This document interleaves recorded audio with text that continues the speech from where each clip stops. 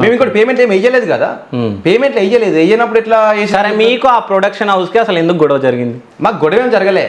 ఎక్కడంటే ఒకరోజు నేను ఒక డిఓపిని నా టీంని అందరినీ పెట్టుకొని స్టోరీ నేరేషన్లో ఉన్నా. స్టోరీ నేరేషన్లో అది ముందుకు వెళ్తూ వెళ్తూ వెళ్తూ అప్పటికే నాకు అది 1 hour అవుతుంది.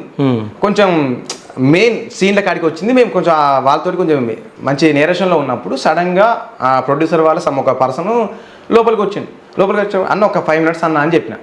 అన్న దానికి హర్ట్ అయిపోయాడు. దాన్ని కంప్లీట్గా బయటికి వచ్చిన తర్వాత అన్న నెగిటివ్గా పోర్ట్రేట్ చేసాను. ఆ నెగిటివ్గా పోర్ట్రేషన్ అది చేసిన తర్వాత దాన్ని ఎవరైతే అన్న ప్రొడ్యూసర్ అన్నారో అన్నకు ఫోన్ చేసి నా గురించి కొంచెం నెగిటివ్ చెప్పింది. అన్న ఫోన్ చేసి శివ ఇది కరెక్ట్ కాదు, వాళ్ళందరూ ఉన్నప్పుడు తినుంటే నీకు ప్రాబ్లం ఏంది, ఇది కరెక్ట్ కాదు, ఇప్పుడు నేను లేనప్పుడు మొత్తం చూసుకున్నంత తనే అని ఫస్ట్ నాకు ఇక్కడ నుంచి ఒకటి వచ్చింది. ఆ తర్వాత నాది వెన్నెల సాంగ్ ఉంది, ఆ వెన్నెల సాంగ్ నుంచి నాకు ఇంకోటి వచ్చింది. సో నాకు ఇవి రెండు కలిపి కంప్లీట్ నాకు ఆ రకంగా మూవీ.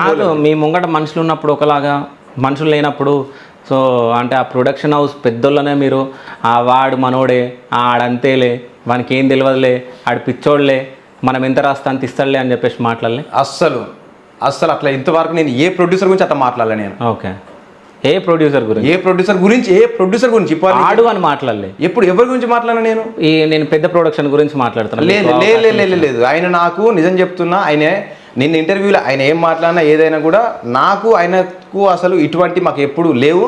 నాకు ఆయన అంటే చాలా రెస్పెక్ట్, ఇప్పుడే కాదు ఎప్పుడైనా సరే ఆయన అంటే నాకు చాలా రెస్పెక్ట్. ఎందుకంటే నాకు చాలా చేసిండు. ఇప్పుడు ఒక రకంగా ఆ ఛానల్ పెట్టినప్పటి నుంచి నాకు ఎప్పుడైనా సరే నాకు ఒక ఫ్యామిలీ మెంబర్ లాగా, నాకు ఇప్పుడు ఏదైనా ఆపద పడ్డ ఏది ఉన్నా కూడా నాకు ఇట్లా నిలబడ్డాడు నాకు.